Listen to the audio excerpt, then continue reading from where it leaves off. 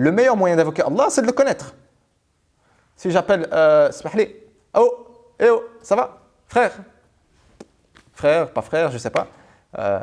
Il va pas me répondre. Alors que si je dis, ouais, Mohamed, voilà, direct, c'est connu. Donc, le fait de connaître qui tu appelles, ça montre quoi? Ça montre que tu as une réponse. C'est pour ça que des fois on se dit, ya Allah, Allah, il ne me répond pas. C'est pas qu'il ne te répond pas, c'est que tu l'as mal invoqué. Ou peut-être que tu ne l'as même pas invoqué. Et c'est pour ça que Allah nous dit, وَلِلَّهِ الْأَسْمَاءُ الْحُسْنَى فَادْعُوهُ بِهَا. Et c'est à Allah qu'appartiennent les plus beaux noms invoqués par eux. C'est-à-dire qu'on doit connaître les noms et puis les utiliser dans le dua.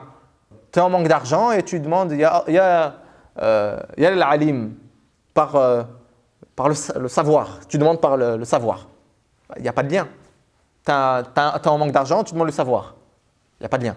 Alors que si tu n'as pas d'argent et que tu demandes par le Razzaq, c'est très différent. Par le pourvoyeur, ça a vraiment une différence. Et c'est pour ça que normalement, le fait de voir les 99 noms, eh bien, ça va nous permettre que chaque situation qu'on va vivre, il y a un nom correspondant. Forcément. C'est obligatoire. Toutes les situations que vous allez avoir dans votre vie, tous les problèmes, tous les stress, toutes les anxiétés, etc., vous allez avoir un nom qui est correspondant. Il y a quelqu'un qui t'a fait du mal, Ya Muntaqim. Oh, toi qui te venges. Là, c'est bon chance. Hein? Là, tu rigoles plus. Hein? Et malheureusement, c'est vrai. C'est quand tu vois certaines personnes qui sont odieuses, etc. Tu te dis d'un côté, normalement, oui, je suis censé aimer mon frère, tout ce que tu veux. Mais d'un côté, tu m'as fait tellement du mal, tu mérites quand même une invocation. Donc, c'est pour ça que faites attention. De invoquer, en plus le prophète enseigne dit quoi? L'invocation de l'opprimé, elle est exaucée. Musulman, pas musulman. Là, ça nous remet vite en question. Hein.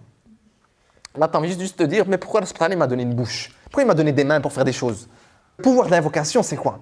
Le prophète sallallahu alayhi wa sallam, à l'époque plutôt du prophète sallallahu alayhi wa sallam, il y avait un homme, un commerçant. Un commerçant qui revenait de Médine. Qui revenait à Médine plutôt. Et il transportait beaucoup de marchandises. Et sur le chemin, eh bien, il y a un brigand. Brigand, il veut quoi? Il veut sa marchandise. Il lui dit, tiens ma marchandise. Non, ça ne me suffit pas. Je veux également ta vie, je veux te tuer. Ok, Zama, normal. Ok. Écoute, laisse-moi au moins prier et invoquer Dieu. Ok. Et le gars, il a fait ses ablutions, le commerçant. Il a prié et il a invoqué Allah.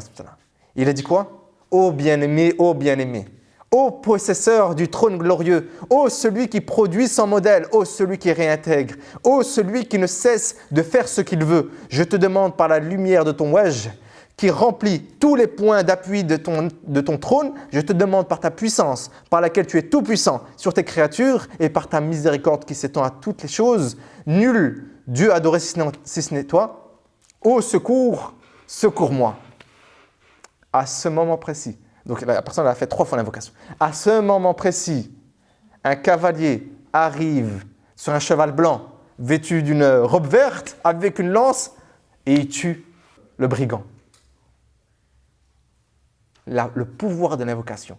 Tu auras beau être au milieu du désert, si Allah veut te secourir, il va te secourir.